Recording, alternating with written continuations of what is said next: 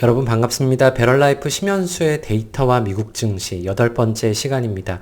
오늘은 파월 연준 의장이 미국 주식이 상당히 고평가라는 발언을 했습니다. 이 때문에 시장이 좀 놀라고 있는 상황에서 미국 증시를 둘러싼 지표들을 점검해보는 시간들을 좀 갖도록 하겠습니다.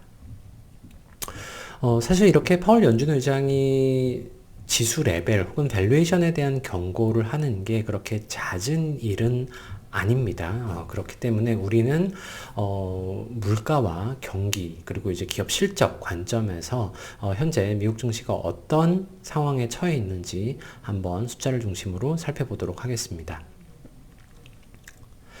우선 증시가 고점입니다. 그리고 연준 의장이 미국 주식이 고점이다 라는 발언까지 했다면 우리는 고점이니까 한번 빠지지 않을까. 그러면 우리는 지금 조금 팔았다가 밀리면 다시 사는 전략을 구사하는 건 어떨까라는 생각이 들게 마련입니다. 지금 여러분들께 화면에 그림을 좀 보여드리고 있는데 이건 지난 50년간의 S&P 500 지수 그리고 차트에서 보이는 까만 점은 바로 증시의 고점을 의미합니다. 지금도 증시 고점에 점이 찍혀 있죠. 여기서 우리는 두 가지 특징을 발견할 수가 있는데요. 첫 번째는 이 증시 고점이 꽤나 긴 시간 동안 붙어 다닌다는 겁니다. 그리고 두 번째는 저 증시 고점 그룹의 맨 마지막을 기가 막히게 잡아내는 게 이게 얼마나 어려운가 라는 점을 한번 생각해 보게 됩니다. 실제로 지난 50년 동안 정말 의미 있는 그리고 우리가 팔았다가 다시 들어갈 만한 의미 있는 증시 고점은 지금 그림에서 보시는 것처럼 9번 정도 있습니다. 그러니까 한 5년에 한 번, 즉 5년에 하루 정도가 기가 막힌 증시 고점 탈출 타이밍이라는 거죠. 결국 이 증시 고점에서 주식을 팔거나 마냥 현금을 많이 들고 조정을 기다리는 전략은 성공 확률이 매우 낮습니다. 예를 들어 2025년 올해는 지금 촬영을 하고 있는 9월 24일 현재 9월 24일 현재 S&P 500 지수가 올해만 고점을 37번 갱신했습니다. 그만큼 힘센 상승장이 계속되고 있고 말하자면 이 시장의 유명한 구루들이 시장에 머물러 있으라 라는 말을 반복하는 이유가 바로 이런 확률에 있습니다.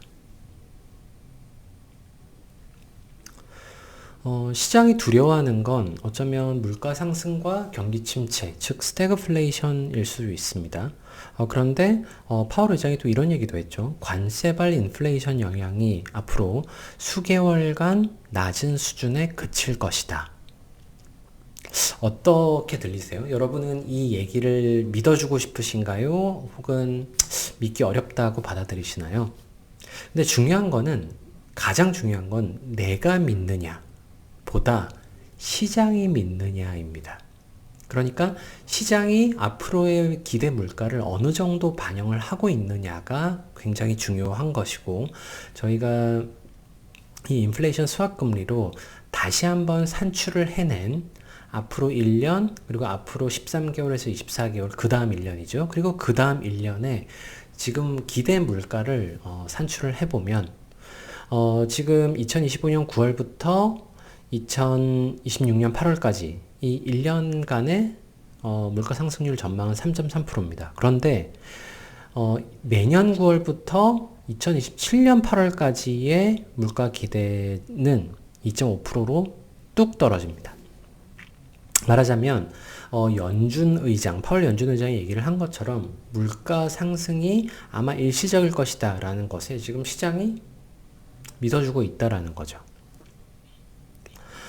그렇기 때문에 이런 구조적인 물가 상승과 불황이 한꺼번에 나타나는 스태그플레이션은 현재 시장의 컨센서스가 아닙니다. 여기서 중요한 거는 시장도 물론 틀릴 수 있습니다. 지금 현재 해석이 틀릴 수도 있지만 시장이 맞냐 틀리냐를 우리가 일일이 따지는 게 중요한 게 아니고 지금 시장에서 가장 힘이 센 의견이 무엇인가에 귀를 기울이는 겁니다.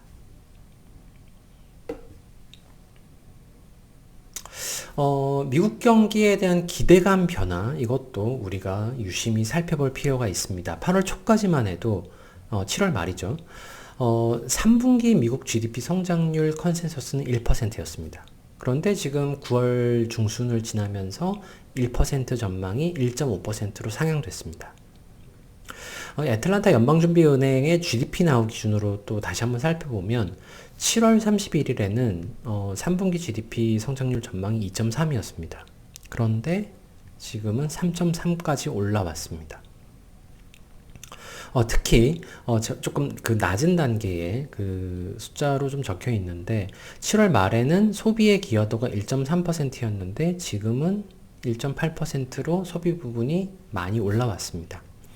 결국 다양한 불확실성에도 불구하고 미국의 소비 지출이나 소비 심리가 매우 탄탄하다라는 전망이 계속해서 거듭되고 있는 거죠. 이러한 경기에 대한 긍정적 전망은 기업들의 실적에도 반영이 되고 있습니다. 이 물가에 대한 부담, 소비 위축에 대한 이 우려에도 불구하고 S&P 500 구성 기업들의 2027년까지 순이익 전망은 최근 4개월간 2.5% 상향 조정됐습니다. 결국 물가에 대한 부담이 일시적이라는 기대, 그리고 경기 확장 흐름 지속을 뒷받침하는 지표들 때문에 기업 이익 역시 단단하게 상향 조정되고 있는 겁니다. 지금 차트에 제가 조그만 그림을 하나 넣어드렸는데요. 사실은 실적이 올라가고 있느냐, 혹은 하향 조정되고 있느냐, 그리고 증시가 올라가고 있느냐, 하락하고 있느냐, 이렇게 조건을 2x2로 우리가 계산을 해보면 국면이 4개가 나오는데 현재는 실적도 상향 조정되고 있고 증시도 상승하고 있는 지금 이 구간에 위치하고 있습니다. 이거는 보통 가장 건전한 상승 국면이다, 이렇게 해석을 할 수 있습니다. 결론입니다. 미국 증시는 분명히 경기 하강과 고평가 논란에서 100% 자유로울 수는 없습니다. 그렇지만 그러한 이유만으로 고점 매도, 저점 매수에 트레이딩을 시도하는 것은 장기적인 관점에서 투자자 여러분들에게 큰 도움이 되기 어려울 가능성이 높습니다. 언제나 저희는 여러분들께서 장기적인 호흡으로 이렇게 잦은 매매보다는 미국 주식과 같은 중요 자산에 대한 의미 있는 비중을 유지해 주실 것을 당부드립니다. 지금까지 베럴라이프 심현수의 데이터와 미국 증시였습니다. 다음 영상에서도 흥미로운 정보로 찾아뵙겠습니다. 감사합니다.